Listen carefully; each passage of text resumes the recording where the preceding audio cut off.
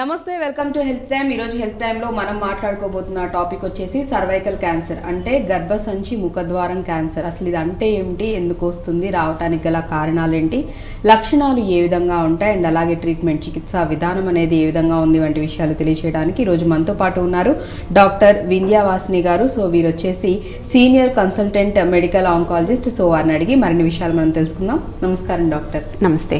So first of all అసలు ఇది ఎందుకు వస్తుంది అనే ముందు అసలు సర్వైకల్ క్యాన్సర్ అంటే ఏంటి? సో క్యాన్సర్ అంటే మనం ఈ మధ్య వింటూనే ఉన్నాము. క్యాన్సర్ ఈజ్ నథింగ్ బట్ ఒక కణము అన్కంట్రోల్డ్గా పెరిగిపోవడము. మన బాడీలో, మన శరీరంలో కణాలన్నీ కూడా పెరుగుతూ ఉంటాయి, డివైడ్ అవుతూ ఉంటాయి, చనిపోతూ ఉంటాయి. కాకపోతే ఈ క్యాన్సర్లో ఏంటంటే అవి డివైడ్ అవుతూ ఉంటాయి, కానీ అవి చనిపోకుండా కణుతుల్లాగా ఫామ్ అయ్యి అక్కడ ఫామ్ అయిన ప్రదేశం నుంచి వేరే ఆర్గన్స్కి పాకడము, దానివల్ల అది స్ప్రెడ్ అయ్యి క్యాన్సర్ కింద మారుతూ ఉంటుంది. అలాగే సర్విక్స్ అంటే గర్భసంచి ముఖద్వారానికి స్టార్ట్ అయిన క్యాన్సర్ని సర్వైకల్ క్యాన్సర్ ఆర్ గర్భసంచి ముఖద్వారం క్యాన్సర్ అంటాము.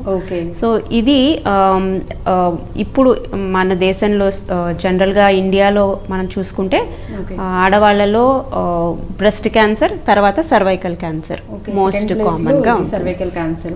ఒకప్పుడు సర్వైకల్ క్యాన్సరే అన్నిటికంటే ముందరగా ఉండేది, మోస్ట్ కామన్, బాగా ఎక్కువ చూసేవాళ్ళం ఆడవాళ్ళలో. 1970s 1980s అప్ టు 1990 2000 వరకు కూడా సర్వైకల్ క్యాన్సర్ అన్నది ఆడవాళ్ళలో అన్నిటికంటే ఎక్కువగా చూసే క్యాన్సర్స్ కింద పరిగణించేవాళ్ళం. తర్వాత 2000 సంవత్సరం తర్వాత స్లోగా బ్రెస్ట్ క్యాన్సర్ అన్నది పెరగడం మొదలైంది. ఈ మధ్య మళ్ళీ లాస్ట్ ఒక 10 ఏళ్ళ నుంచి కూడా మళ్ళీ సర్వైకల్ క్యాన్సర్ ఇన్సిడెన్స్ కొంచెం పెరుగుతోంది, కొంచెం పెరగడం చూస్తున్నాం. ఎస్పెషలీ రూరల్ ఏరియాస్ అంటే డిస్ట్రిక్ట్ లెవెల్స్లో, విలేజెస్లో, ఊళ్ళల్లో మనము ఎక్కువ చూస్తాం ఈ క్యాన్సర్. అసలు అంటే రావడానికి, ఈ సర్వైకల్ క్యాన్సర్ రావడానికి గల కారణాలు ఏంటంటారు? సర్వైకల్ క్యాన్సర్కి మోస్ట్ కామన్ కాజ్ ఏంటంటే ఒక వైరల్ ఇన్ఫెక్షన్ అనమాట. Actually so human papilloma virus అంటాము. ఈ వైరల్ ఇన్ఫెక్షన్ చాలా, అంటే వన్స్ సెక్షువల్ యాక్టివిటీ, లైంగిక సంపర్కం మొదలైనప్పటి నుంచి కూడా ఆల్మోస్ట్ 80 to 90% వాళ్ళల్లో ఈ వైరస్ ఇన్ఫెక్షన్ ఉంటుంది. సో వైరస్ సోకిన వాళ్ళందరికీ కూడా క్యాన్సర్ వస్తుందని కాదు, బట్ ఈ 95 నుంచి 98% సర్వైకల్ క్యాన్సర్స్లో ఈ వైరస్ ఇన్ఫెక్షన్ అయితే ఉంటుంది. దానివల్లనే ఈ క్యాన్సర్ వస్తుంది. ఇది ఎందుకు రావచ్చు అంటే ఎర్లీ ఏజ్డ్ సెక్షువల్ ఇంటర్కోర్స్, అంటే చిన్న వయసులోనే లైంగిక సంపర్కం మొదలవడం, తర్వాత మల్టిపుల్ సెక్షువల్ పార్ట్నర్స్ అంటాం, చాలా మందితో లైంగిక సంపర్కం ఉండడం, ఆర్ పార్ట్నర్కి ఎక్కువ హై రిస్క్ బిహేవియర్ అంటాం, పార్ట్నర్కి ఎక్కువ చాలా మందితో ఉండడం, సంబంధం ఉండడం కానీ దీనివల్ల కూడా రావచ్చు. అదేవిధంగా పిల్లలు ఎక్కువ సంతానం ఉండడం కూడా one of the risk factors అనొచ్చు, ఒక రిస్క్ ఫ్యాక్టర్. ఇది కూడా కారణం అవ్వచ్చు. ఇంకొక ఇంట్రెస్టింగ్ కారణం ఏంటంటే స్మోకింగ్. ఈ మధ్య మనము ఎస్పెషలీ మెట్రోస్లో ఆడవాళ్ళలో స్మోకింగ్ ఇన్సిడెంట్స్ అనేది ఎక్కువ చూస్తున్నాం. ఎక్కువ మంది ఎస్పెషలీ సాఫ్ట్వేర్ వాళ్ళు వెస్టర్న్ కల్చర్ ఎక్కువ అలవాటు పడిపోయి స్మోకింగ్ హ్యాబిట్ కూడా ఈ గర్భసంచి ముఖద్వారం క్యాన్సర్ రిస్క్ని పెంచే రిస్క్ పెంచే ఛాన్సెస్ ఎక్కువగా ఉన్నాయంట స్మోక్ చేసే వాళ్ళు.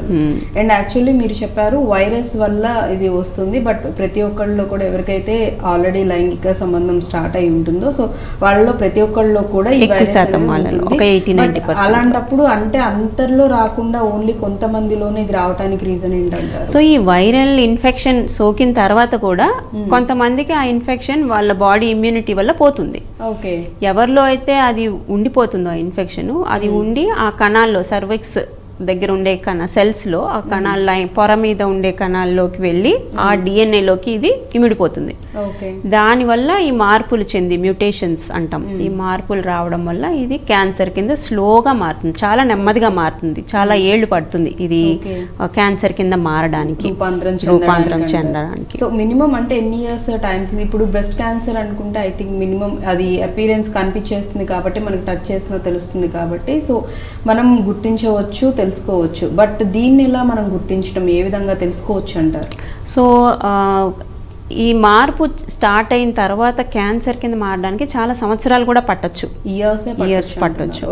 సో అందుకనే ఈ సర్వైకల్ క్యాన్సర్ అన్నది మనం అర్లీ స్టేజ్లో, చాలా మొదటి దశలో తెలుసుకోవడానికి చాలా రకాల స్క్రీనింగ్ ప్రొసీజర్స్ అని ఉన్నాయి.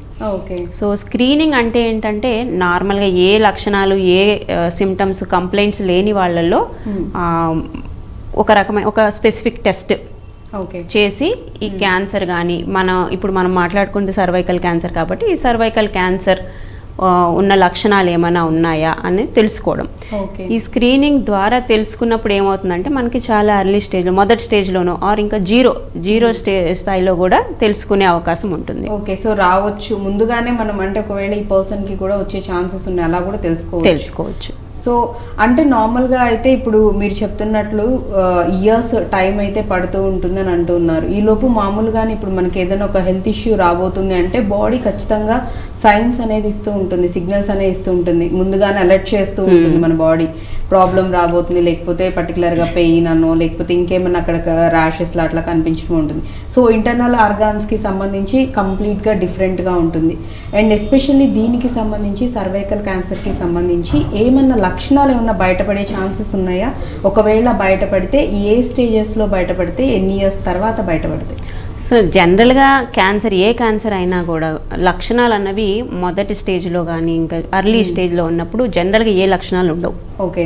అందుకనే చాలా మటుకు అది బాగా ముదిరిపోయాక ఆ లక్షణాలను బయలుదేరాక బయటపడ్డాక అప్పుడు డాక్టర్ దగ్గరికి వెళ్తారు. సర్వైకల్ క్యాన్సర్లో కూడా ఏంటంటే బాగా ఎర్లీ స్టేజ్లో ఏ లక్షణాలు ఉండవు, కొంచెం ముదిరాక కొంచెం అడ్వాన్స్డ్ అయ్యాక మనకి చాలా సిమ్టమ్స్ అన్నవి బయటపడుతుంటాయి. ఎస్పెషల్లీ ఇంటర్మెన్స్ట్రల్ బ్లీడింగ్ అంటాం, అంటే పీరియడ్స్ మధ్యలో మనకి స్పాటింగ్ అవ్వడము or abnormal discharge, white discharge, తెల్లబట్ట అవ్వడము, అట్లా స్మెల్ వచ్చి ఫౌల్ స్మెల్లింగ్, బ్యాడ్ స్మెల్ ఉండడము.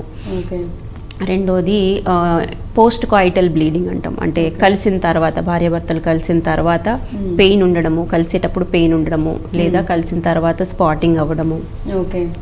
ఆర్ పోస్ట్ మెనోపాజల్ బ్లీడ్, అంటే పీరియడ్స్ ఆగిపోయాక 60 సంవత్సరాలు పైబడిన వాళ్ళకి పీరియడ్స్ ఆగిపోతాయి. ఇది ఆగిపోయిన తర్వాత మధ్యలో మళ్ళీ స్పాటింగ్ లాగా బ్లీడింగ్ లాగా కనిపించడం, అప్పుడప్పుడు కనిపిస్తూ ఉండడం. అంటే వీళ్ళకి పెయిన్ కూడా ఏమన్నా ఉంటుందంటారా, లేకపోతే నార్మల్గా ఇప్పుడు మీరు ఏదైతే చెప్తూ ఉన్నారో అంటే మధ్య మధ్యలో ఇలా స్పాటింగ్ లాగా కనిపిస్తూ ఉండడం అని. అండ్ ఈ మూమెంట్లో నాకు తెలిసి ఇంకొంతమందికి ఈ సందేహం కూడా వస్తుంది, ఎందుకంటే చాలా మందిలో కూడా వైట్ ఇది అనేది ఎక్కువగా అవుతూ ఉంటుంది. అండ్ యంగ్ గర్ల్స్లో కూడా టీనేజ్ వాళ్ళలో కూడా ఎక్కువగా కనిపిస్తూ ఉంటుంది. కాబట్టి ఒకవేళ మళ్ళీ వాళ్ళు ఎక్కువ అయిపోతుంది, మేబీ దీని రిలేటెడ్ ఏమైనా క్యాన్సర్ రిలేటెడ్ ఏమో అని భయపడే వాళ్ళు కూడా ఉంటారు. సో దానికి కూడా మేబీ అంటే హార్మోనల్ చేంజెస్ వల్ల మనకి ఇవన్నీ జరుగుతూ ఉంటాయి అంటారు. సో దానికి ఏమైనా రిలేట్ అయి ఉంటుందంటారా? సో వైట్ డిశ్చార్జ్ అనేది చాలా కారణాల వల్ల ఉంటుంది. మోస్ట్లీ చిన్న ఏజ్లో, టీనేజ్లో, తర్వాత 20s ఏంటంటే hormonal imbalance or some infections, vaginosis అంటాం, వెజైనల్ ఇన్ఫెక్షన్స్ వల్ల కూడా రావచ్చు. అండ్ చాలా కాలంగా ఇట్లా ఇన్ఫెక్షన్స్ ఉన్న వాళ్ళలో కూడా, అంటే అన్హైజీనిక్గా ఉండడము, పర్సనల్ హైజీన్ తక్కువగా ఉన్న వాళ్ళలో కూడా ఈ సర్వైకల్ క్యాన్సర్ రిస్క్ కొంచెం ఎక్కువగా ఉందని హైజీనిక్గా లేకపోతే కూడా సో ఇట్లా క్యాన్సర్, సర్వైకల్ క్యాన్సర్ వచ్చే పాసిబిలిటీస్ ఉన్నాయని చెప్తున్నారు. కాబట్టి సో ఖచ్చితంగా లేడీస్ అందరు కూడా కొంచెం హైజీనిక్ అనేది మెయింటైన్ చేయాలి. దట్టు పీరియడ్స్ టైంలో కానీ పీరియడ్స్ అయిపోయిన తర్వాత కూడా చాలామంది ఈ విషయంలో నెగ్లెక్ట్ చేస్తూనే ఉన్నారు. అండ్ అగైన్ చాలా సందర్భాల్లో కూడా చెప్తూ రావడం జరిగింది. కాబట్టి కొంచెం అలర్ట్గా ఉండాలి అనేసి అంటున్నారు. రైట్. సో వాళ్ళకి లక్షణాలు వైజ్ వచ్చేసేసి అంటే ముదిరిన తర్వాత లక్షణాలు, సిమ్టమ్స్ ఓన్లీ అంటే ఈ రకంగా అంటే మనకి స్పాట్స్ లా కనిపించడమేనా, ఇంకేమన్నా అదర్ ఎఫెక్ట్స్ అంటే సైడ్ ఎఫెక్ట్స్ ఇంకేమన్నా ఉంటాయి? సో ఇంకా బాగా ముదిరిపోతే ఇంకా బ్యాక్ పెయిన్ రావడము, కాళ్ళు లాగడము, వెయిట్ లాస్ ఉండడము, అన్ఇంటెన్షనల్ వెయిట్ లాస్, అంటే మన ఉద్దేశపూర్వకంగా జరగని వెయిట్ లాస్, అంటే ఆకలి తగ్గి తినాలనిపించకపోవడము, ఆర్ బాగానే తింటున్నా, నార్మల్గా తింటున్నా వెయిట్ తగ్గిపోవడము, బరువు తగ్గిపోవడము. సో వాళ్ళకంటే ఎటువంటి హెల్త్ ఇష్యూస్ ఏమీ కనిపించవు కానీ బట్ స్టిల్ వెయిట్ లాస్ అనేది అవుతూ ఉంటారు. నార్మల్ రొటీన్ లైఫే ఉంటుంది, వాళ్ళకి సిమ్టమ్స్ తెలియవు, ఏది ఉండదు, హెల్దీగా ఉన్నాం బట్ ఎందుకు వెయిట్ లాస్ అవుతున్నాం అనేది తెలియదు. తర్వాత యూరినరీ ఇన్కాంటినెన్స్, అంటే మూత్రం పాస్ చేసేటప్పుడు ఇబ్బంది ఉండడం, నొప్పిగా ఉండడము, అంత ఫ్రీ ఫ్లో లేకపోవడము, ఇవన్నీ కూడా. అండ్ ఆర్ మోషన్ ఫ్రీగా కాకపోవడము, సో ఇవన్నీ కూడా బాగా అడ్వాన్స్డ్ స్టేజ్లో మనము చూడొచ్చు. ఓకే, సో మామూలుగా అయితే అడ్వాన్స్ స్టేజ్ అంటే ఐ థింక్ అంటే 3rd to 4th స్టేజ్ లోనే ఇవన్నీ సిమ్టమ్స్ లక్షణాలన్నీ బయటపడతాయి అంటారు. So up to 1st, 2nd, 3rd stage వరకు కూడా వీళ్ళకి ఎటువంటి లక్షణాలు అనేవి కనిపించవు? ఉంటాయి. 1st స్టేజ్ 2nd స్టేజ్లో కూడా ఈ స్పాటింగ్, బ్లీడింగ్ అవి ఉంటాయి, ఉండొచ్చు. కాకపోతే ఏంటంటే ఇంకా అంతకంటే ముందుగా కూడా మనం కనిపెట్టి ఈ స్క్రీనింగ్ ద్వారా క్యూర్ 98 to 99% క్యూర్ శాతాన్ని మనం సాధించవచ్చు. ఓకే, సో ఇనిషియల్ స్టేజ్లోనే కనుక మనం కనుక డిటెక్ట్ చేసినట్లయితే కనుక సో ట్రీట్మెంట్ అనేది కొంచెం అడ్వాన్స్డ్ ఇప్పుడు వచ్చేసేసాయి కాబట్టి అసలు ఇంకా మళ్ళీ లేకుండా కంప్లీట్గా కూడా క్యూర్ చేయొచ్చు అంటున్నారు. అండ్ అగైన్ కొన్ని టెస్ట్లు చేసి మనం రాకముందే నిర్ధారణ చేసుకోవచ్చు ఒకవేళ వస్తుందేమో అని మీరు చెప్పడం జరిగింది. సో రాకముందు నిర్ధారణ చేసే టెస్ట్లు ఏంటి, అండ్ వచ్చిన తర్వాత కూడా ఏ స్టేజ్లో ఉందని చెప్పి చేసే టెస్ట్లు ఏంటి? సో రాకముందు మనం టెస్ట్ చేసేదాన్ని స్క్రీనింగ్ అంటాము. దీంట్లో భాగంగానే ప్యాప్స్మియర్ అని ఉంటుంది. ప్యాప్స్మియర్, ఇంకొకటి హెచ్పివి టెస్ట్. ఇప్పుడు అన్నిటికంటే కామన్గా చేసేది ప్యాప్స్మియర్. ఎవరు చేసుకోవాలి అది పెద్ద క్వశ్చన్. సో ఇండియాలో అయితే మనము 30 ఏళ్ల పైబడిన వాళ్ళ ఆడవాళ్ళందరికీ కూడా 3 సంవత్సరాలకు ఒకసారి ఈ ప్యాప్స్మియర్ టెస్ట్ అన్నది రికమెండ్ చేస్తాం. సో ఈ ప్యాప్స్మియర్ అంటే ఏంటి అంటే ఈ గర్భసంచి ముఖద్వారం ఉంటుంది కదా, దానికి మనము ఒక బ్రష్ లాంటిది పంపించి దానిపైన ఉండే సెల్స్ని మనము స్క్రేప్ చేస్తాం. స్క్రేప్ చేసి మైక్రోస్కోప్ కింద చూస్తాం. అందులో ఆ కణాల్లో ఏమైనా క్యాన్సర్ లక్షణాలు ఉన్నాయా లేదా అన్నది ఈ మైక్రోస్కోప్ కింద మనకి తెలుస్తుంది. దాన్ని బట్టి ఒకవేళ అనుమానాస్పదంగా ఏమైనా ఉంటే వెంటనే మళ్ళీ వాళ్ళకి ఫర్దర్ టెస్ట్లు, ఇంకా బయాప్సీ, ఇంకా అలాగే స్టేజింగ్ టెస్ట్లు, ఇవాల్యుయేషన్, స్టేజింగ్ ఇవాల్యుయేషన్ అంటాం. ఈ స్టేజింగ్లో రకరకాల టెస్ట్లు ఉంటాయి. ఒకటి ఏంటంటే అబ్డామిన్ స్కాన్, అంటే అది లోకల్గా ఎంతవరకు పాకింది అని తెలుసుకోవడం.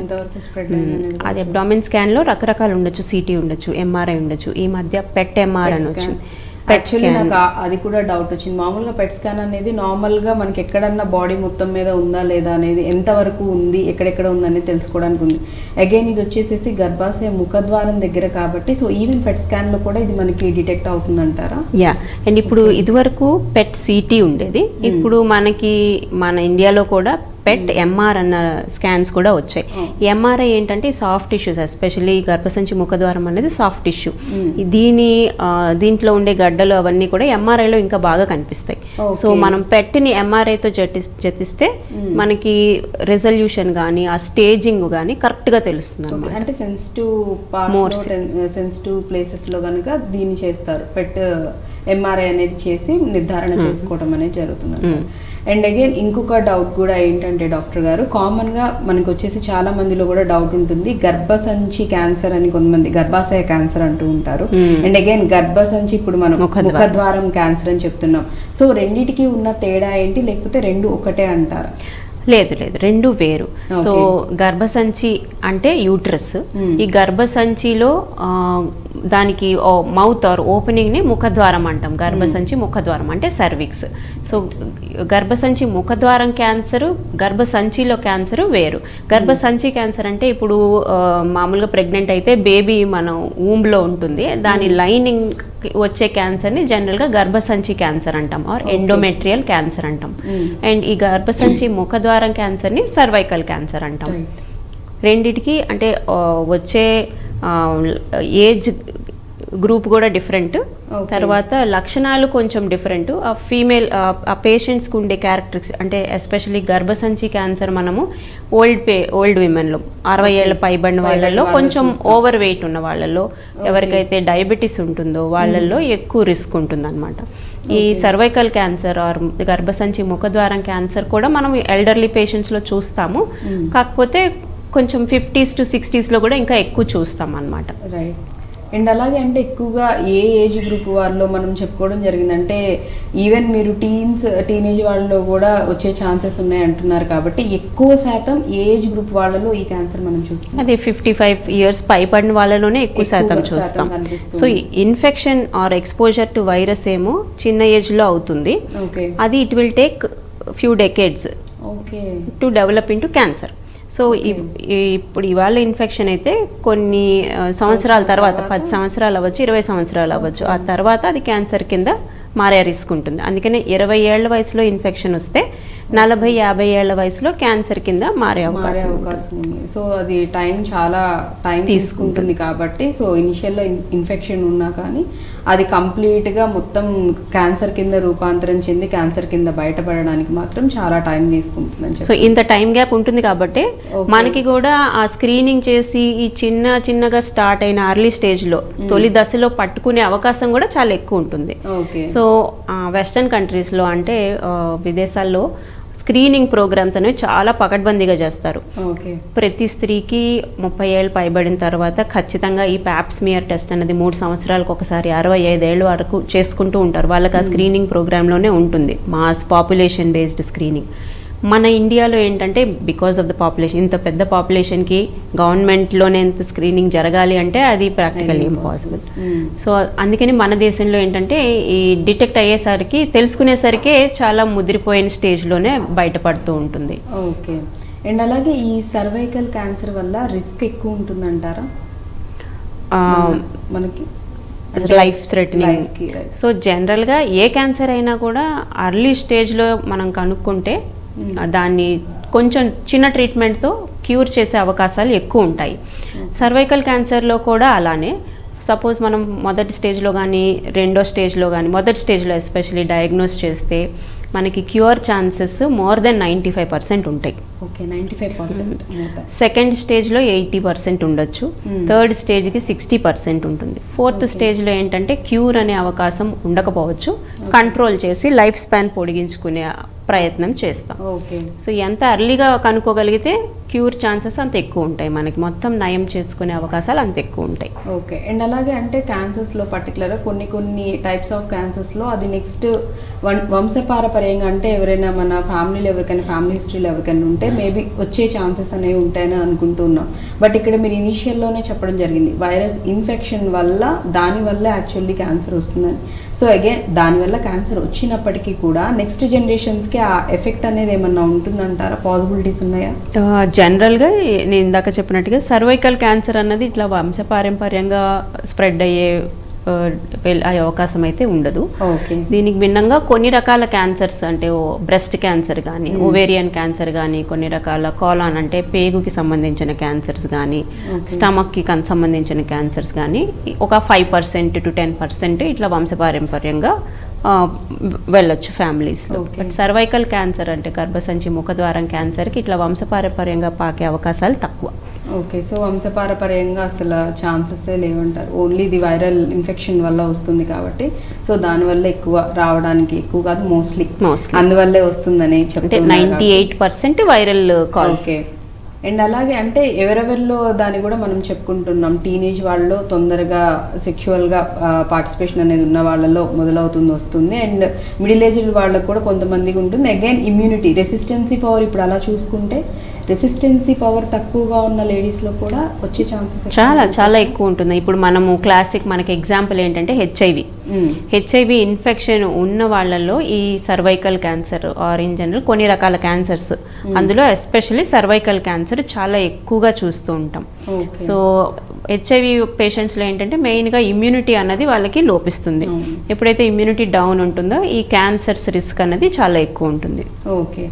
అండ్ అలాగే అగైన్ మనం ట్రీట్మెంట్ విషయానికి వచ్చినట్లయితే కనుక సో క్యాన్సర్కి ఒకప్పుడు మీరు అన్నట్లుగానే చాలా తక్కువ ఏదైనా చాలా పెద్ద హెల్త్ ఇష్యూస్ అంటే వాటిల్లో ఒకటి క్యాన్సర్ అనుకునే వాళ్ళు చాలా తక్కువ మందిలో కనిపిస్తూ ఉండే. ఇప్పుడు వచ్చేసరికి చూస్తున్నట్లయితే క్యాన్సర్ అనేది అసలు అది హ్యూజ్ అయిపోయింది. అండ్ నెంబర్ ఆఫ్ క్యాన్సర్ అంటే టైప్స్ కూడా డిఫరెంట్ టైప్స్ ఆఫ్ కొత్త క్యాన్సర్లు అనేవి కూడా మనం చూస్తూ ఉన్నాం. ఎప్పటికప్పుడు క్యాన్సర్ పేషెంట్స్ సంఖ్య కూడా రోజుకి పెరిగిపోతూ వస్తుంది. కాబట్టి అగైన్ ట్రీట్మెంట్స్ విషయానికి వచ్చినట్లయితే కీమో రేడియేషన్ సర్జరీ అనేది కామన్గా చేస్తూ ఉంటారు క్యాన్సర్కి సంబంధించి. బట్ దీనికి సర్వైకల్ క్యాన్సర్కి సంబంధించి ట్రీట్మెంట్ ప్రాసెస్ అనేది ఏ విధంగా ఉంటుంది? సో సర్వైకల్ క్యాన్సర్కి ఎస్పెషల్లీ మనకి స్టేజ్ చాలా ముఖ్యం. ఇన్ఫ్యాక్ట్ ఎనీ క్యాన్సర్కి స్టేజ్ అనేది చాలా ముఖ్యం. సర్వైకల్ క్యాన్సర్లో కూడా మనకి ఏ ట్రీట్మెంట్ అందించాలి అని డిసైడ్ చేయడానికి ముందు స్టేజింగ్ వర్కప్లో ఫస్ట్ బయాప్సీ అది ఫస్ట్ నిర్ధారణ, తర్వాత scanning either CT or MRI or PET scan ఇవి చేసి అది ఎంతవరకు లోకల్గా ఎంత దూరం వరకు పాకింది, ఈ లింఫ్ నోడ్స్ అన్నవి ఏమైనా పిక్కలకి పాకిందా లేదా, పిక్కలకు కూడా వచ్చే అవకాశం పొట్టలో ఉండే లింఫ్ నోడ్స్ ఉంటాయి, ఆ లింఫ్ నోడ్స్కి కూడా పాకే అవకాశం ఎక్కువ ఉంటుంది. స్టేజ్ పెరిగే కొద్దీ ఆ లింఫ్ నోడ్స్ పాకడం అన్నది ఛాన్స్ ఎక్కువ ఉంటుంది. బేసిక్గా అంటే యాక్చువల్లీ బ్రెస్ట్ క్యాన్సర్లో ఇది వినటం జరిగింది. అంటే మామూలుగా బ్రెస్ట్ క్యాన్సర్ వచ్చిన వాళ్ళకి అవి హ్యాండ్స్ వరకు చంకల్లో నుంచి హ్యాండ్స్ వరకు వచ్చే అవకాశం ఉందంట. సో అగైన్ దీనిలో వచ్చేసరికి మనకి సో ఏ క్యాన్సర్లో అయినా ప్రతి అవయవానికి కూడా లింఫాటిక్ డ్రైనేజ్ అన్నది ఉంటుందన్నమాట. సో క్యాన్సర్ కూడా ఆ అవయవానికి ఏదైతే క్యాన్సర్ వస్తుందో దానికి సంబంధించిన రీజనల్ లింఫ్ నోడ్స్ అంటాం. ఏదైతే ఆ లింఫాటిక్ డ్రైనేజ్ ఉంటుందో అక్కడికి వెళ్ళే బ్లడ్ సర్క్యులేషన్ ద్వారా వెళ్ళి అక్కడ పాకుతాయి. సో సర్వైకల్ క్యాన్సర్ కూడా అబ్డామినల్ లింఫ్ నోడ్స్ దాటికి పాకే అవకాశం ఉంటుంది. ఇది స్టేజ్ పెరిగే కొద్దీ ఈ లింఫ్ నోడ్ ఇన్వాల్వ్మెంట్ అంటే లింఫ్ నోడ్స్ ఎక్కువ ఇన్వాల్వ్ అయ్యి ఎఫెక్ట్ అయ్యే అవకాశం ఎక్కువ ఉంటుంది. సో ఫస్ట్ స్టేజ్లో స్టేజ్ 1లో కూడా A1 అని ఉంటుంది. స్టేజ్ 1 A1 స్టేజ్ అంత స్టేజింగ్ ఉంటుంది అనమాట. సో వెరీ ఎర్లీ స్టేజ్లో ఈ లింఫ్ నోడ్స్ ఇన్వాల్వ్మెంట్ అన్నది చాలా తక్కువ ఉంటుంది. సో మనం స్క్రీనింగ్ ద్వారా ఇంత ఎర్లీ స్టేజ్ని కూడా కనుక్కునే అవకాశం ఎక్కువ ఉంటుంది అనమాట. మన పై దేశాల్లో చూస్తే అమెరికాలో, యూరోప్లోని most of the cervical cancers majority ఎవరికైతే డిటెక్ట్ చేస్తారో ఈ స్టేజ్లో డిటెక్ట్ చేస్తారు. ఎందుకు అంటే ఆ స్క్రీనింగ్ ఉంటుంది కాబట్టి. సో వాళ్ళలో cervical cancers cure rates more than 95% ఉంటాయి. మన దేశంలో 70 to 80% స్టేజ్ 2, స్టేజ్ 3లోనే డిటెక్ట్ అవుతాయి. సో క్యూర్ రేట్స్ కానీ మనకి ట్రీట్మెంట్ అవుట్కమ్స్ కానీ అంత బాగా ఉండవు. సో ఎప్పుడైతే ఇంత ఎర్లీ స్టేజ్లో డిటెక్ట్ చేస్తామో ట్రీట్మెంట్ కూడా దానికి తక్కువ ఉంటుంది. సర్జరీ కూడా పూర్తిగా యూట్రస్ తీయక్కర్లేకుండా మనం ఫర్టిలిటీ ప్రిజర్వింగ్ సర్జరీస్ అంటారు. ఓన్లీ కోనైజేషన్ అంటాం, చిన్న కోన్ లాంటి ఒక పీస్ ఏదైతే ఎఫెక్ట్ అవుతుందో ఆ సర్విక్స్ మీద దానికి ఒక చిన్న మార్జిన్ ఇచ్చి తీసేస్తే ట్రీట్మెంట్ అయిపోతుంది. రైట్. సో అంటే చాలా మందికి ఈ సందేహం, ఈవెన్ గర్భాశయంలో క్యాన్సర్ వస్తే కూడా చాలా మందికి ఇదే డౌట్ ఉంటుంది. అంటే మొత్తం తీసేస్తారేమో, కొంతమంది వాళ్ళు వీళ్ళు చెప్పిన మాటలు విని అపోహలకి పోయి భయానికి పోయి మొత్తం గర్భసంచే తీసేస్తారని భయపడుతూ ఉంటారు. కొంతమంది ఎవరైతే అంటే మ్యారేజ్ అవ్వని వాళ్ళు, లేకపోతే అప్పుడే మ్యారేజ్ అయిన వాళ్ళు, ఇంకా సంతానం కలగని వాళ్ళకి ఖచ్చితంగా ఈ ఎఫెక్ట్ అనేది ఉంటుంది, భయం అనేది ఉంటుంది. ఒకవేళ స్క్రీనింగ్ చేసినప్పుడు నిర్ధారణ అయితే కనుక నెక్స్ట్ సంతానం విషయంలో ప్రాబ్లం అవుతుందేమో, ఇంకా సంతానం కనలేమేమో అని అనుకుంటూ ఉంటారు. కాబట్టి సో వాళ్ళకి అటువంటి భయాలు అయితే పెట్టుకోవాల్సిన అవసరం డెఫినెట్గా. సో ఈ స్క్రీనింగ్ ద్వారా మనం తెలుసుకోగలగడం కూడా అర్లీ స్టేజ్లో పట్టుకుని ఇట్లా చిన్న చిన్న treatments, fertility preserving or organ preserving surgeries ఉంటాయి. దాని ద్వారా మనం ట్రీట్మెంట్ కంప్లీట్ చేసి క్యూర్ ఛాన్సెస్ అన్నవి పెంచుకోవచ్చు. రైట్. ఒకవేళ మీరంటే సంతానం కలగని వాళ్ళకి అంటే మ్యారేజ్ అయ్యి ఎవరికైతే స్క్రీనింగ్లో తెలుస్తుందో వాళ్ళకి ఒకవేళ ట్రీట్మెంట్ సర్జరీ మొత్తం చేసిన తర్వాత అగైన్ వాళ్ళకి సంతానం కలిగినప్పుడు అంటే కన్సీవ్ అయినప్పుడు ఏమన్నా సమస్యలు వస్తాయంటారా? ఎటువంటి ఇబ్బందులు ఉండవంటారా? చాలా మటుకు ఇట్లా కోనైజేషన్ అయిన తర్వాత సంతానం కలిగి నార్మల్గా డెలివరీ అయ్యి నార్మల్ ఫ్యామిలీ లైఫ్ అంతా లీడ్ చేస్తున్న వాళ్ళే ఉంటారు.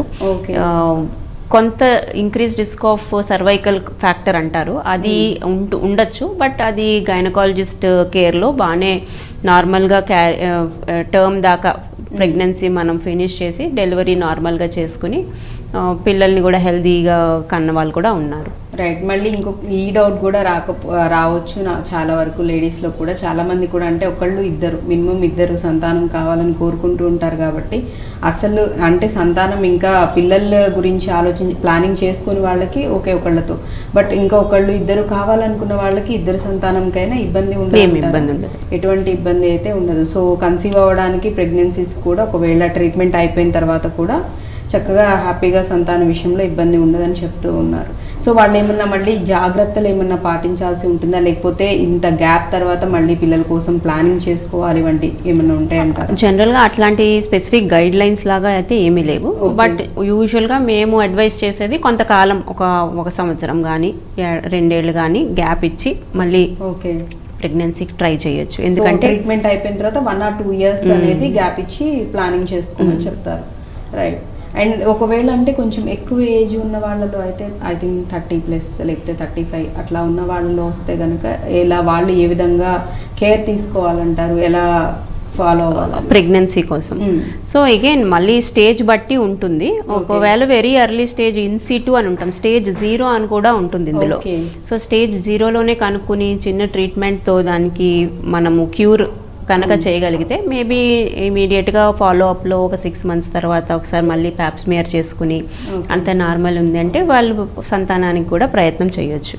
ఓకే, సో రైట్, అంటే అడ్వాన్స్డ్ ట్రీట్మెంట్స్ కూడా ఉన్నాయి కాబట్టి ఒకవేళ లేట్గా మ్యారేజ్ అయ్యి సంతానం కోసం ప్లానింగ్ చేసుకున్న వాళ్ళకి ఎవరికైనా డిటెక్ట్ అయ్యి ఉంటే కనుక సో వాళ్ళకు కూడా ఇబ్బంది ఏమి ఉండదు.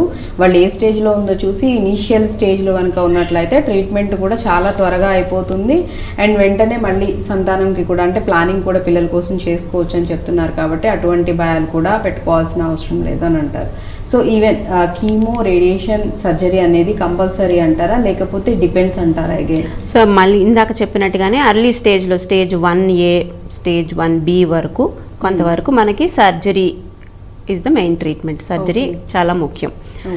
కొంత స్టేజ్ దాటాక స్టేజ్ 1B2 నుంచి కూడా ఏంటంటే సర్జరీ వీలుంటే సర్జరీ చేసి ఆ తర్వాత అవసరం ఉంటే రేడియేషన్కి అవసరం అంటే చాలా లక్షణాలు ఉంటాయి. ఈ సర్జరీ అయిన తర్వాత ఆ సైజ్ ఎంత, ట్యూమర్ సైజ్ ఎంత, అది ఎంత డీప్గా పాకింది, తర్వాత మార్జిన్ ఎట్లా ఉంది, లింఫ్ నోడ్స్ ఎట్లా ఉన్నాయి, ఈ యూట్రస్ పక్కన పారామెట్రియం అంటాం, ఆ పారామెట్రియం ఎట్లా ఇన్వాల్వ్ అయింది, ఇవన్నీ ఫీచర్స్ చూసుకుని రేడియేషన్ అవసరం ఉంటే రేడియేషన్ ఇవ్వాల్సి వస్తుంది. రేడియేషన్లో కూడా మళ్ళీ 2 రకాలు ఉంటాయి. ఎక్స్టర్నల్ బీమ్ రేడియేషన్ అంటాం, బయట నుంచి ఇచ్చేది. ఇంకొకటి ఇంట్రా క్యావిటరీ హై డోస్ రేడియేషన్ అంటాం. ఈ 2 అవసరం పడవచ్చు. అవసరం ఉంటే ఈ రేడియేషన్తో పాటుగా వారానికి ఒక డోస్ ఆఫ్ కీమోథెరపీ, రేడియో సెన్సిటైజర్ అంటాం. ఈ కీమోథెరపీ ఏం చేస్తుందంటే అది రేడియేషన్ ఎఫెక్ట్ని పెంచేలాగా చూస్తుంది. రేడియో సెన్సిటైజర్ అంటాం, అంటే రేడియేషన్ వల్ల ఇంకా ఎక్కువ కణాలు చనిపోయేలాగా చేస్తుంది. సో మేజర్గా ఈ సర్వైకల్ క్యాన్సర్లో సర్జరీ తర్వాత radiation important features, important factors. Chemotherapy అన్నది చాలా అడ్వాన్స్డ్ స్టేజ్లో 4th స్టేజ్లో ఎప్పుడైతే ఇది వేరే ఆర్గన్స్కి పాకుతుందో స్ప్రెడ్ అవుతుంది, లివర్కి కానీ లంగ్కి కానీ పొట్టలో ఇంకా బాగా గడ్డలు ఎక్కువ ఉండడం కానీ అట్లా అయినప్పుడు కీమోథెరపీ యూజ్ చేస్తాం. కీమోతో పాటుగా ఈ మధ్య రీసెంట్గా ఇమ్యూనోథెరపీ అని కూడా వచ్చింది. సో అడ్వాన్స్డ్ థెరపీస్ కూడా రావడం జరిగింది. సో దీనికి రిలేటెడ్గా కూడా సో అడ్వాన్స్డ్ థెరపీస్ అనేవి డెఫినెట్గా.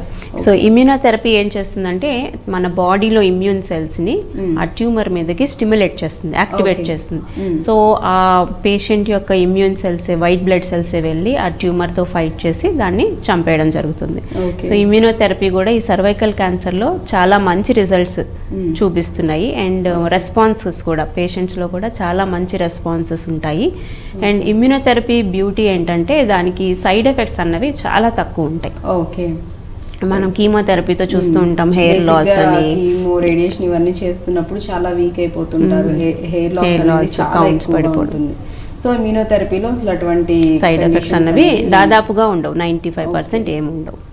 అండ్ అలాగే గర్భాశయం ఏదైతే ఉందో చాలా సెన్సిటివ్ ఆర్గాన్ అండ్ మళ్ళీ ఒకళ్ళకి బర్త్ ఇచ్చే ప్లేస్ కాబట్టి సో చాలా సెన్సిటివ్గా ఉంటుంది. అండ్ అలాంటి ప్లేస్లో మళ్ళీ రేడియేషన్స్, ఈ కీమోస్ కూడా డిపెండ్స్ అంటూ ఉన్నారు కాబట్టి సో అంత కీమో కానీ రేడియేషన్స్ కానీ ఇచ్చినప్పుడు తట్టుకునేంత ఇది ఉంటుందంటారా బాడీకి? మళ్ళీ అగైన్ వాళ్ళ బాడీ దీన్ని బట్టి రెసిస్టెన్సీని బట్టి వాళ్ళకి ఏమన్నా మళ్ళీ ఫర్దర్గా ఇంకేమైనా మెడిసిన్స్ మీరు ఇవ్వటం జరుగుతుందా? సో రేడియేషన్ అన్నది ఇప్పుడు మనకి కొత్త టెక్నిక్స్ కూడా వచ్చేసాయి. చాలా advanced planning systems, artificial intelligence కూడా వాడుతూ మనము ఆ రేడియేషన్ అన్నది కరెక్ట్గా మనకి ఎక్కడైతే అవసరమో ఆ గర్భసంచి ముఖద్వారానికే ఉంది కాబట్టి అక్కడే రేడియేషన్ డెలివర్ అయ్యేలాగా మనం ప్లాన్ చేసుకోవచ్చు. సో దట్ మిగతా ఆర్గన్స్ చుట్టుపక్కల ఏదైతే వైటల్ స్ట్రక్చర్స్ అంటాం ఆర్గన్స్ ఉంటాయో వేటికైతే రేడియేషన్ అవసరం లేదో వాటిని పూర్తిగా మనము ప్రొటెక్ట్ చేసుకుంటాం. అండ్ అప్పుడే సైమల్టేనియస్గా మనం ఏదైతే మనం సైట్ ఉంటుందో post of site, tumour bed అంటాం, ఆర్ సర్వైకల్ క్యాన్సర్ ఉన్న లొకేషన్ దానికి మట్టుకే రేడియేషన్ వెళ్ళేలాగా చూస్తాం. సో ఇది లేటెస్ట్ టెక్నిక్స్, ఇమేజ్ గైడెడ్ కానీ తర్వాత ఆర్టిఫిషియల్ ఇంటెలిజెన్స్ బేస్డ్ రేడియేషన్ కానీ ఈ టెక్నిక్స్ అన్నిటి వల్ల మనము సైడ్ ఎఫెక్ట్స్ బేసిక్గా ఈ గర్భసంచి ముందు ఉండే యూరినరీ బ్లాడర్ మూత్రం సంచికి, తర్వాత వెనక ఉండే దొడ్డి ద్వారం దగ్గర, వీటికి డోసెస్ రేడియేషన్ తగ్గించుకుంటే ఈ రేడియేషన్ వల్ల వచ్చే సైడ్ ఎఫెక్ట్స్ అన్నీ కూడా దాదాపుగా తగ్గించుకోవచ్చు, మనము అవాయిడ్ చేసుకోవచ్చు. ఓకే. అండ్ అలాగే గర్భాశయంలో, ఇప్పుడు గర్భాశయం ముఖద్వారంలో కనుక మనం క్యాన్సర్ గురించి మాట్లాడుకుంటూ ఉన్నాం కాబట్టి, అండ్ ఎవరైతే ఒకవేళ కన్సీవ్ అవ్వలేదో సంతానంకి ప్రయత్నించవచ్చు అని చెప్పారు, ఒకవేళ వాళ్ళు ఫ్రీ డెలివరీ అంటే సందేహం కూడా చాలా మందిలో వచ్చి ఉండొచ్చు, ఫ్రీ డెలివరీ కోరుకునే వాళ్ళు, ఫ్రీ డెలివరీ చేసుకోవాలి అనుకునే వాళ్ళకి ఈ గర్భాశయ ముఖద్వారం దగ్గర క్యాన్సర్ వచ్చి ట్రీట్మెంట్ అయి ఉంటే అదేమన్నా ఎఫెక్ట్ అవుతుందేమో, అంటే ఫ్రీ డెలివరీ చేయలేమేమో అన్న ఆలోచన కూడా చాలా మందిలో భయం, సందేహం కూడా ఉండొచ్చు. సో వారికి మీరేం చెప్తారు? సో సర్వైకల్ క్యాన్సర్ ట్రీట్మెంట్ జరిగిన వాళ్ళందరిలోనే ఇంకా నార్మల్ వెజైనల్ డెలివరీ చేయలేము అని అయితే మనము చెప్పలేము.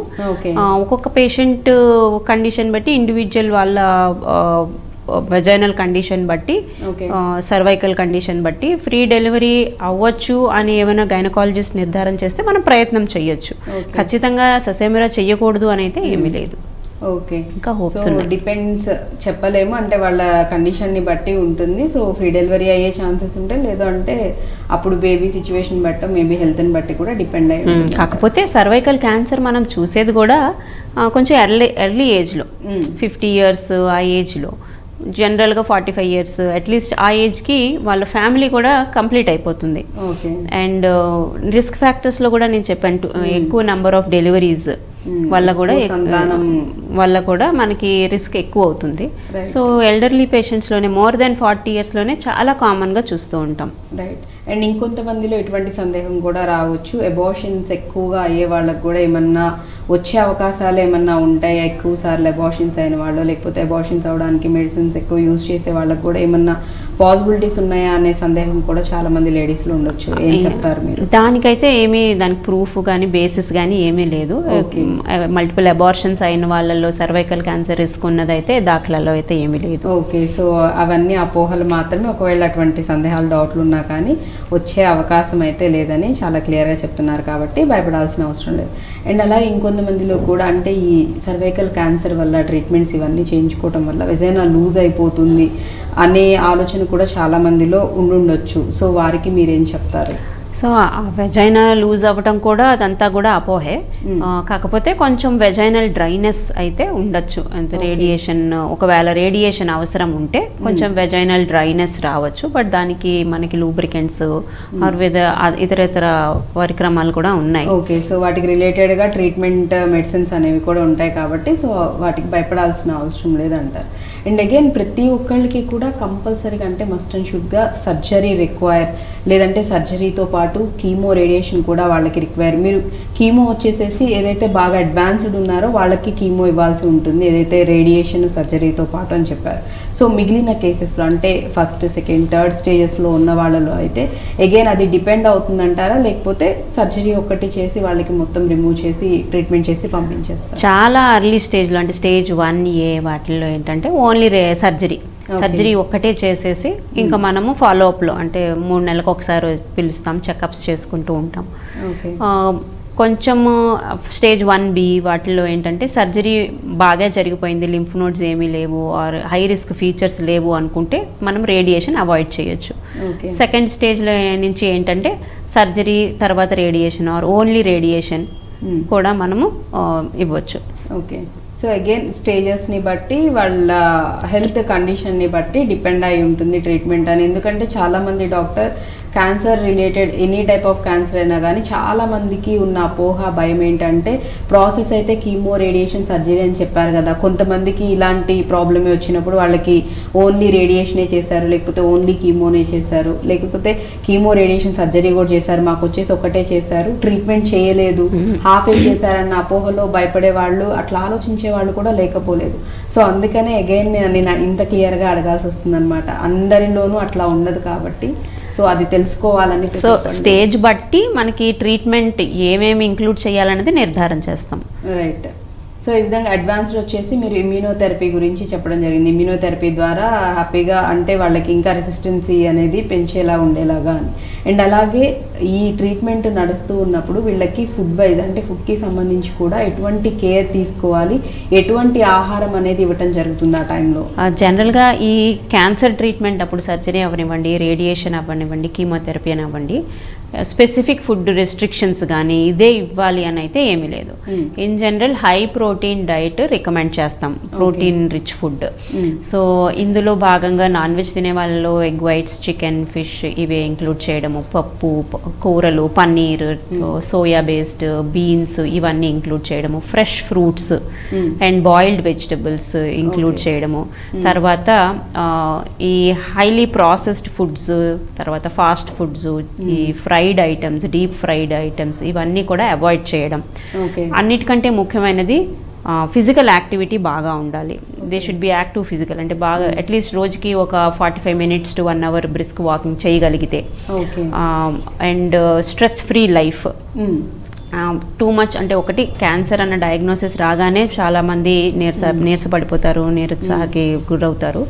బట్ పాజిటివ్ యాటిట్యూడ్ పెంచుకోవడము, తర్వాత స్లీప్ బాగా ఉండడము, 7 to 8 hours అన్డిస్టర్బ్డ్ స్లీప్, ఇది చాలా ముఖ్యం. ఈ ఫ్యాక్టర్స్ మనం చాలా మటుకు అంటే యాజ్ డాక్టర్స్ మేము కూడా మిస్ అవ్వచ్చు. బట్ ఇవి కూడా ఎస్పెషల్లీ స్ట్రెస్ ఫ్రీగా ఉండడము, గుడ్ క్వాలిటీ స్లీప్, నిద్ర బాగా పోవడం అండ్ యాక్టివ్గా ఉండడం. వాళ్ళు ఈ డయాగ్నోసిస్కి ముందు ఎలా అయితే నార్మల్ యాక్టివిటీస్ చేసేవాళ్ళో అది కంటిన్యూ చేస్తూ ఉండడం. ఓకే. సో ఈ విధంగా అంటే బేసిక్గా మనం చూసుకున్నట్లయితే లైఫ్ స్టైల్ అనేది ఇప్పుడున్న వాళ్ళలో చూస్తున్నట్లయితే హరీ బరీ లైఫ్, జాబ్స్, రోజు అంటే మార్నింగ్ లేచినప్పటి నుంచి పడుకునే వరకు ఆ స్ట్రెస్, టెన్షన్ అనేది, హడావుడి అనేది ప్రతి ఒక్కళ్ళు చూస్తూనే ఉన్నాం. ఎస్పెషల్లీ ఈవెన్ లేడీస్లో కూడా ఎక్కువ దీనివల్ల hormonal changes, imbalance, PCODs, thyroid, over weight అనేది చాలా వరకు ఎక్కువ సఫర్ అవుతుంది, ఎక్కువ ఎఫెక్ట్ అవుతుంది కూడా లేడీస్కి. వీటి వల్ల ఈవెన్ మ్యారేజ్ అయిన తర్వాత కూడా కన్సీవ్ అవ్వడానికి ఇబ్బంది అవుతుంది, ఈవెన్ బేబీస్ని కనడానికి, డెలివరీలకి, వీటన్నిటికి కూడా చాలా చాలా సఫర్ అవుతున్నారు. సో ఇటువంటి కండిషన్స్లో ఒకవేళ ఇలా సర్వైకల్ క్యాన్సర్ వచ్చి ట్రీట్మెంట్స్ తీసుకుంటూ ఉన్నారు అంటే కనుక వాళ్ళు ఎంత జాగ్రత్తగా ఉండాలంటారు? లైఫ్ స్టైల్ కూడా ఏ విధంగా ఎటువంటి చేంజెస్ ఉండాలంటారు? సో ఇందాక చెప్పినట్టుగానే ఐడియల్ వెయిట్ మెయింటైన్ చేయడం, బాడీ వెయిట్ అన్నది వాళ్ళ హైట్కి తగినట్టుగా, ఏజ్కి తగినట్టుగా ఐడియల్ వెయిట్ మెయింటైన్ చేయడం. తర్వాత high risk features like smoking అలవాటు ఉన్న వాళ్ళు, ఆర్ ఆల్కహాల్ ఇంటేక్, డ్రింకింగ్ అలవాటు ఉన్న వాళ్ళు అది మానుకోవడం, లేట్ నైట్ పడుకోవడం, ఇర్రెగ్యులర్ స్లీపింగ్ హ్యాబిట్స్ కానీ, తర్వాత నైట్ టైం పడుకునే ముందు స్క్రీన్ చూడడం. చాలా స్టడీస్ ఈ మధ్యన వచ్చిన చాలా స్టడీస్లో ఏంటంటే ఎవరైతే పడుకునే ముందు ఈ స్క్రీన్, ఎస్పెషల్లీ మన సెల్ ఫోన్ స్క్రీన్స్ చూస్తూ ఉంటారో వాళ్ళకి ఈ మెలటోనిన్ అన్నది మన స్లీప్ హార్మోన్ అనమాట. ఈ మెలటోనిన్ సెక్రేషన్ అనేది తగ్గిపోతుంది. ఎప్పుడైతే మెలటోనిన్ సెక్రేషన్ తగ్గిపోతుందో స్ట్రెస్ లెవెల్స్ పెరుగుతాయి బాడీలో, పెరిగి ఇమ్యూనిటీ తగ్గి క్యాన్సర్ రిస్క్ అన్నది పెరిగే అవకాశం ఉంటుందని నిర్ధారణ చేశారు. సో ఎస్పెషలీ నైట్ టైం పడుకునే ముందు స్క్రీన్ ఆపడం, at least half an hour before sleep, పడుకునే అరగంట ముందు మనము స్క్రీన్ చూడడం ఆపేయాలి. తర్వాత పడుకునేటప్పుడు పూర్తిగా డార్క్గా చేసుకోవడము, అది చాలా ఇంపార్టెంట్. అండ్ ఫుడ్ కూడా నేను ఇందాక చెప్పినట్టుగా multiple meals, small quantities, frequent meals అంటాం, కొంచెం కొంచెం తినడం, ఎక్కువ సార్లు తినడం. అందులో కూడా మనము బాయిల్డ్ వెజిటబుల్స్ పెట్టుకోవడం, ఇంక్లూడ్ చేసుకోవడము, ఫ్రూట్స్, ఫ్రెష్ ఫ్రూట్స్లో ఏంటంటే యాంటీ ఆక్సిడెంట్స్ ఉంటాయి. ఈ యాంటీ ఆక్సిడెంట్స్ అన్నవి క్యాన్సర్ కారకమైన ఈ సూపర్ ఆక్సైడ్స్ కానీ, ఆక్సిడేటివ్ ఫ్రీ రాడికల్స్ అంటారు, వాటిని అబ్జార్బ్ చేసుకుంటాయి. దానివల్ల మనకి మ్యూటేషన్స్ అన్నవి అవకాశం తగ్గుతుంది, మ్యూటేషన్ చెందే అవకాశం తగ్గి క్యాన్సర్ కింద రూపాంతరం చెందే అవకాశం తగ్గుతుంది. సో ఇవే కాకుండా ముఖ్యమైనది ఇప్పుడు వ్యాక్సినేషన్. నేను ఇందాక చెప్పాను సర్వైకల్ క్యాన్సర్ వైరల్ ఇన్ఫెక్షన్ వల్ల వస్తుంది. ఇది హ్యూమన్ ప్యాపిలోమా వైరస్ అంటాం. సో ఈ హ్యూమన్ ప్యాపిలోమా వైరస్లో కూడా చాలా రకాలు ఉంటాయి, కనీసం ఒక 20-30 టైప్స్ ఉంటాయి. బట్ అందులో 2 రకాలు మట్టుకే మనకి సర్వైకల్ క్యాన్సర్ కారకంగా నిర్ధారణ చేశారు. 20-30లో 2 మాత్రమే కాజ్ చేస్తాయి కారణం, మోస్ట్ కామన్. మిగతావి ఏంటంటే పుల్పిర్లు అంటాం, పులిపిర్లు రావడము, తర్వాత ఏనల్ క్యాన్సర్స్, పెనైల్ క్యాన్సర్స్, మగవాళ్ళలో పినైల్ క్యాన్సర్స్, ఓరల్ క్యాన్సర్స్, ఇవి వచ్చే రిస్క్ ఎక్కువ ఉంటుంది. సో ఈ ఇన్ఫెక్షనే రాకుండా ఉంటే మనకి ఈ క్యాన్సర్స్ కానీ ఈ వాట్స్ కానీ వచ్చే రిస్క్ తగ్గిపోతుంది. మోర్ దెన్ 95% తగ్గిపోతుంది, 80% to 90%. సో ఈ వ్యాక్సినేషన్ అన్నది ఎవరికైతే ఈ ఇన్ఫెక్షన్ ఉండదో వాళ్ళలో ఇస్తే చాలా బాగా ఎఫెక్టివ్గా బాగా పనిచేస్తుంది. సో అందుకనే చిన్నపిల్లల్లో 10 ఏళ్ళు పైబడిన వాళ్ళకి, ఎస్పెషల్లీ 11 to 12 years, 11 నుంచి 12 ఏళ్ళ అమ్మాయిలకి ఆర్ అబ్బాయిలకి ఈ వ్యాక్సినేషన్ ఇస్తే వాళ్ళు పెద్దవాళ్ళు అయ్యాక ఈ క్యాన్సర్స్ బారిన పడకుండా మనం ప్రొటెక్ట్ చేసుకోవచ్చు. ఈ వ్యాక్సిన్లో కూడా 3 రకాలు ఉన్నాయి. సో సర్వైకల్ క్యాన్సర్ వ్యాక్సిన్ను మనం ఇందాక ఏదైతే చెప్పుకున్నామో ఈ హ్యూమన్ ప్యాపిలోమా వైరస్ అన్న దాని వల్ల వస్తుందని. సో ఈ వ్యాక్సిన్ ఏం చేస్తుందంటే ఆ వైరస్ ఇన్ఫెక్షన్స్ అవ్వకుండా ప్రివెంట్ చేస్తుంది. మనము చిన్నప్పుడు టీకాలు వేయిస్తాం పిల్లలకి, బీసీజీ అని, తర్వాత టీబీకి అని, తర్వాత మీజిల్స్, మమ్స్, ఈ రకరకాల వైరల్ ఇన్ఫెక్షన్స్ అవి కూడా. సో అవన్నీ రాకుండా ఈ వ్యాక్సినేషన్ ఎలా అయితే వేస్తామో ఈ సర్వైకల్ క్యాన్సర్ వ్యాక్సిన్ కూడా అలాగే పనిచేస్తుంది. సో ఎక్కువ అంటే ఏ ఏజ్ లో వేయించాల్సి ఉంటుందంటారు? సో ఈ వ్యాక్సిన్ ఏం చేస్తుందంటే ఇన్ఫెక్షన్ రాకుండా ప్రొటెక్ట్ చేస్తుంది, కానీ ఆల్రెడీ ఎవరికైతే ఇన్ఫెక్షన్ వచ్చిందో వాళ్ళకి ఏమీ ఎఫెక్ట్ ఉండదు, ఆ ఇన్ఫెక్షన్ ని తొలగించలేదు. సో ఇది ఇన్ఫెక్షన్ బారిన పడక ముందే మనం వేసుకోవాలి. అంటే చిన్నపిల్లల్లో ఎవరైతే ఈ యాక్టివ్ సెక్షువల్ లైఫ్ లో ఇంకా వెళ్ళరో, పార్టిసిపేట్ చేయరో, పాల్గొనరో వాళ్ళలో వేస్తాం, వ్యాక్సిన్ వేస్తాం. మరి పెద్దవారికి వచ్చేసరికి అంటే ఒకవేళ అంటే ఇన్ఫెక్షన్ రాని వాళ్ళకైనా పెద్ద ఏజ్ వాళ్ళలో ఒకవేళ వేయించుకోవాల్సి వస్తే వాళ్ళు ఈ వ్యాక్సిన్ అనేది వేయించుకోవచ్చు అంటారా? సో జనరల్ గా మనం ఈ వ్యాక్సిన్ వేసే ఐడియల్ ఏజ్ ఏంటంటే 11 నుంచి 12 ఏళ్ళు. ఈ వయసు మధ్యలో ఆడవాళ్ళకి, అమ్మాయిలకి వేస్తాము. ఓకే. సో అంటే మళ్ళీ దీనిలో ఓన్లీ గర్ల్స్ కి మాత్రమే ఉంటుందంటారా, బాయ్స్ కి ఈ వ్యాక్సిన్ అనేది వేయరు? సో 3 రకాల వ్యాక్సిన్స్ ఉంటాయి. ఓకే. ఫస్ట్ ది బైవాలెంట్ అంటాం. ఏదైతే నేను 2 రకాల హెచ్పివి టైప్స్ మోస్ట్ కామన్ అని చెప్పానో దాన్ని ప్రొటెక్షన్ కోసం బైవాలెంట్ వ్యాక్సిన్ అని ఉంటుంది, దాన్ని సెర్వారిక్స్ అంటారు. రెండోది క్వాడ్రివాలెంట్, అంటే 4 రకాల టైప్స్ ఆఫ్ వైరస్ని ప్రొటెక్షన్ ఇచ్చేది, అది గార్డాసిల్ క్వాడ్రివాలెంట్ దాని పేరు. లేటెస్ట్ది మూడోది 9 రకాల వైరస్ టైప్స్ మీద మనకి ప్రొటెక్షన్ ఉంటుంది, దాన్ని గార్డాసిల్ 9 వ్యాలెంట్ అంటారు. సో ఈ లాస్ట్ది ఏంటంటే మోస్ట్ అడ్వాన్స్డ్ అనమాట. సో అది సర్వైకల్ క్యాన్సర్కి ప్రొటెక్షన్ ఇస్తుంది, తర్వాత ఏనల్ క్యాన్సర్ అంటే దొడ్డి ద్వారంకి వచ్చే క్యాన్సర్స్, తర్వాత మగవాళ్ళలో పినైల్ క్యాన్సర్స్, ఈ పులిపిర్లు, కొన్ని రకాల oral cavity cancers, oral cancers, నోటికి సంబంధించిన క్యాన్సర్స్ నుంచి కూడా ప్రొటెక్షన్ ఇస్తుంది. సో ఈ 3వ రకం ఏదైతే వ్యాక్సిన్ ఉందో అది మోస్ట్ అడ్వాన్స్డ్. వెస్టర్న్ కంట్రీస్లో ఈ 3వ రకందే ఇస్తారు అందరికి. సో ఇది మగవాళ్ళలో ఆడవాళ్ళలో ఇద్దరిలో ఇవ్వచ్చు, అబ్బాయిలకి అమ్మాయిలకి. అడ్వాన్స్డ్ వన్ అనేది ఇద్దరికి ఇవ్వచ్చు, అందరికి వాళ్ళకి ప్రొటెక్షన్ ఇస్తుంది కాబట్టి. సో ఎవరైతే ఇది మనకి ఈ మధ్యనే రీసెంట్గానే ఇంట్రడ్యూస్ చేశాం కాబట్టి కొంచెం 25-26 ఇయర్స్ వాళ్ళకు కూడా ఈ వ్యాక్సినేషన్ కొంతవరకు ఎఫెక్టివ్గా ఉంటుంది. ఈవెన్ 40 ఇయర్స్ 45 ఇయర్స్ వాళ్ళు కూడా వేయించుకుంటున్నారు. సో ఈ వ్యాక్సిన్తో ఏంటంటే మనకి సైడ్ ఎఫెక్ట్స్ అన్నవి ఏమీ ఉండవు. బేసిక్గా యాక్చువల్ ఆ క్వశ్చన్ కూడా అడుగుదాం, ఎందుకంటే వ్యాక్సిన్స్ అనగానే చాలా మంది భయపడేది ఏంటంటే వ్యాక్సిన్ వేయించుకున్న వెంటనే సైడ్ ఎఫెక్ట్స్ అనేవి చూపిస్తూ ఉంటాయి, కొంతమంది తట్టుకోగలుగుతారు, కొంతమంది తట్టుకోలేకపోతారు అనే భయం అనేది ఉంటుంది. రీసెంట్లీ మనం కోవిడ్దే చూసుకోవచ్చు, చాలా మంది కూడా భయపడిపోయి అంటే దానివల్ల ఎఫెక్ట్ అయిన వాళ్ళు కొంతమంది ఉంటే, కొంతమందికి అసలు ఎటువంటి సిమ్టమ్స్ ఇబ్బందులు లేవు. సో అటువంటి భయాల అపోహలతో ఉండే వాళ్ళకు కూడా వ్యాక్సిన్స్ వేయించుకోవాలన్నప్పుడు ఏం చెప్తారు మీరు? సో జనరల్గా ఈ వ్యాక్సిన్ మనకి మామూలు జనరల్ పాపులేషన్లో ఇంట్రడ్యూస్ చేసే ముందు చాలా రకాల ట్రయల్స్ చేస్తారు దానికి. ఈ ట్రయల్స్లో పూర్తిగా అవి సేఫ్ అనే నిర్ధారణ చేశారు. సో దీనికి సైడ్ ఎఫెక్ట్స్, జ్వరము, నొప్పి అది కూడా ఏమి ఉండదు. మామూలుగా ఇంజెక్షన్ సైట్ పెయిన్ కొంతసేపు ఏ ఇంజెక్షన్ కైనా ఉంటుంది, అది తప్ప ఇంకా పెద్ద సైడ్ ఎఫెక్ట్స్ చెప్పుకోదగ్గవి ఏమీ ఉండవు. సో ఇది పూర్తిగా సేఫ్ కాబట్టి ఎవరైనా వేయించుకోవచ్చు. ఈవెన్ 40 ఏళ్ళు పైబడిన వాళ్ళు కూడా వేయించుకుంటున్నారు. వాళ్ళలో ఎంత ఎఫెక్టివ్గా ఉంటుంది అన్నది చెప్పలేము.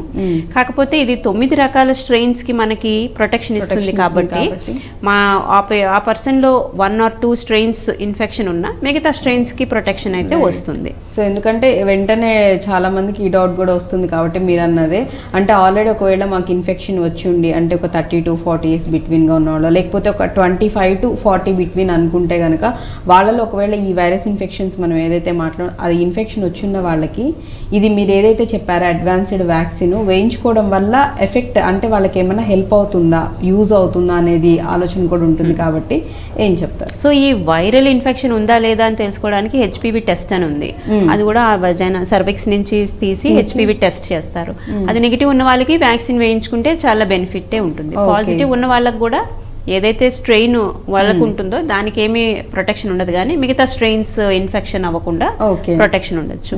ఇంకొక ముఖ్యమైన ఇంపార్టెంట్ విషయం ఏంటంటే వ్యాక్సినేషన్ చేయించుకున్న తర్వాత వాళ్ళు ఈ సర్వైకల్ క్యాన్సర్ స్క్రీనింగ్ కూడా చేయించుకోవాలి. పెద్దవాళ్ళు అయ్యాక సపోజ్ 15 సంవత్సరాల అమ్మాయికి వ్యాక్సినేషన్ చేసాం, 35-30 ఏళ్ళు వచ్చిన తర్వాత ఆ అమ్మాయికి స్క్రీనింగ్ చెయ్యాలా. వ్యాక్సినేషన్ చేసేసారు కదా, ఇంకా మరి రిస్క్ లేదంటున్నారు కదా అనుకో.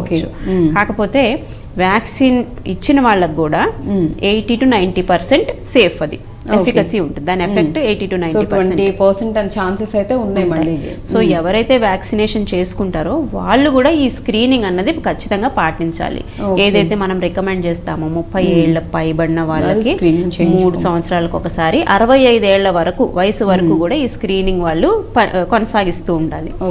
సో వ్యాక్సినేషన్ చేసినంత మాత్రాన స్క్రీనింగ్ అక్కర్లేదు అని అయితే అనుకోకూడదు. ఓకే, సో అట్లా కూడా చాలా మంది డిసైడ్ అయిపోతూ ఉంటారు కాబట్టి సో వ్యాక్సిన్ వేయించుకుందాం, ఇంకా లైఫ్ లాంగ్ మనకి ఎటువంటి ఎఫెక్ట్ అనేది ఉండదు, సో ఆ వైరల్ ఇన్ఫెక్షన్ కూడా రాదు అన్న ఆలోచనలో చాలామంది ఉంటారని డాక్టర్ గారు స్పెసిఫిక్గా చెప్పడం జరిగింది. కాబట్టి ఒకవేళ వ్యాక్సిన్ వేయించుకున్నా కానీ మళ్ళీ తర్వాత ఒక 10 years తర్వాత ఖచ్చితంగా స్క్రీనింగ్ టెస్ట్ అనేది ఏదైతే వాళ్ళకి ఇక రికమెండెడ్ ఏజ్ ఉంటుందో, అంటే 30 ఏళ్ల పైబడిన వాళ్ళు ఎవరైనా కూడా స్క్రీనింగ్ యథావిధిగా మిగతా వాళ్ళలాగానే వీళ్ళు కూడా స్క్రీనింగ్ లో పాల్గొంటూ ఉండాలి. ఓకే, చేయించుకుంటే మంచిది. మోస్ట్లీ 80% వరకు ఎటువంటి అంటే ఎఫెక్ట్ అయితే వీళ్ళకి వచ్చే ఛాన్సెస్ చాలా తక్కువ అని చెప్తున్నారు. బట్ 20% ఛాన్సెస్ అయితే ఉన్నాయి కాబట్టి సో రిస్క్ ఎందుకు, ఖచ్చితంగా స్క్రీనింగ్ అనేది చేయించుకుంటే చాలా చాలా మంచిది.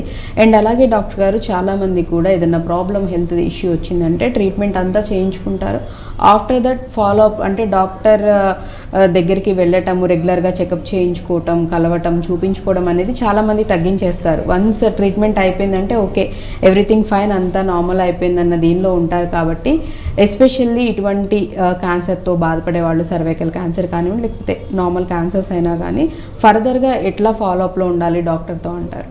సో ఫాలో అప్ చాలా ఇంపార్టెంట్. ట్రీట్మెంట్ వరకు చాలామంది చాలా డ్రివెన్గా ఇంకా ఎలా అయినా ట్రీట్మెంట్ నేను కంప్లీట్ చేయాలి అని రెగ్యులర్గా వస్తూ ఉంటారు, ట్రీట్మెంట్ ఫినిష్ చేస్తారు. ట్రీట్మెంట్ అయిన తర్వాత వాళ్ళకి మనం ఇంపార్టెన్స్ ఆఫ్ ఫాలో అప్ చెప్పాలి.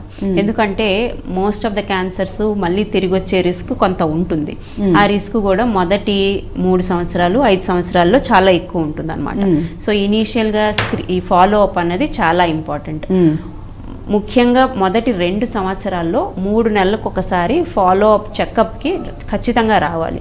ఈ ఫాలో అప్ విజిట్స్లో మేము ఫిజికల్ ఎగ్జామినేషన్ చేసి, తర్వాత లోకల్గా సర్వైకల్ ఎగ్జామినేషన్, పర్వెజనల్ ఎగ్జామినేషన్ చేసి, మాకేమైనా అనుమానాస్పదంగా ఉంటే దానికి ఇంకా ఫర్దర్ టెస్ట్లు అవసరం ఉంటే చేసుకుని, ఒకవేళ మళ్ళీ తిరిగి వచ్చే రిస్క్ ఉంటే ఆ రిస్క్ని మనము ముందుగానే కనుక్కొని మళ్ళీ చిన్న స్టేజ్లోనే మొదలైతే దాన్ని మళ్ళీ ట్రీట్ చేసి క్యూర్ చేసే అవకాశాలు ఎక్కువ ఉంటాయి.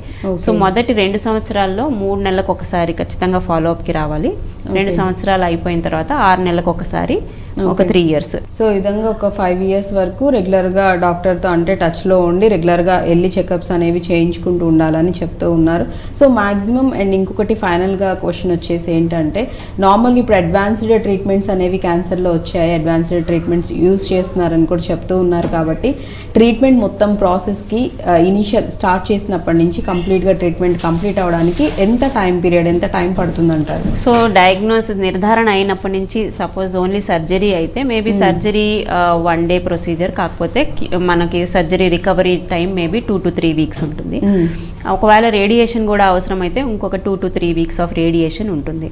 సో టోటల్గా 2 months to 2.5 months of treatment ఉంటుంది. ఆ తర్వాత ఫాలో అప్లో ఉంటారు.